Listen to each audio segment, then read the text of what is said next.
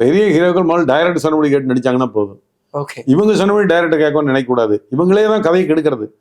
Director ஒரு படத்தை வந்து டைரக்டர் உருவாக்குறாரு. அந்த டைரக்டர் என்ன பண்றாருன்னு சொல்லிட்டுனா, அந்த படத்துக்கு தன்னுடைய மனசுல நிறைய கற்பனைகளை வளர்த்திட்டு அந்த படத்தை போஜி போட்டு ஆரம்பிக்கிறாரு. கதை சொல்லும்போது அவங்க கேட்டுக்கிறாங்க, ஹீரோ கதை நல்லா இருக்குது, ப்ரொசீட் பண்ணுங்கன்னு சொல்லிடுறாங்க. இவங்க படத்தை ஆரம்பிக்கிறாங்க.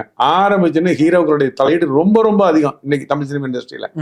எல்லா ஹீரோவும், நான் யாரை குறிப்பிட்டு சொல்லவே இல்லை, A to Z இந்த முதல் டாப் 10 ஹீரோ இருக்காங்க இல்லைங்க, இந்த 10 ஹீரோடைய தலையீடு ரொம்ப ஜாஸ்தி. இது நான் சொல்லல, நிறைய டைரக்டர்கள் மனசுக்குள்ள வச்சு புழுங்கிட்டு இருக்கிறாங்க. என்ன பண்றாங்க, ஒரு ஷாட் முடியுது, அந்த ஷாட் முடிஞ்சுன்னா ஹீரோ உட்காந்துக்கிட்டு இருக்காரு. அப்ப டைரக்டர் எங்கேயோ ஒரு பக்கம் அந்த பக்கம் போயிட்டாரு வைங்க, அங்க வேலை செய்யற யாரோ ஒருத்தர் வந்து உடனே சொல்றாங்க ஹீரோ கிட்ட, சார் அந்த ஷாட் இப்படி இருந்தால் பிரமாதமா இருக்கு சார்ன்னு சொல்லிச்சுன்னா, உடனே டைரக்டர் வந்தாருன்னு சொல்லிட்டுனா, சார் இப்படி இருந்தால் நல்லா இருக்கும், அப்படி பண்ணலாமா அப்படின்னு அந்த டைரக்டர் போட்டு குழப்பி, அந்த தமிழ் சினிமாவுடைய இவ்வளவு மிகப்பெரிய ஃபெயிலியருக்கு காரணமே நடிகர்களுடைய ஆதிக்கம் தான்.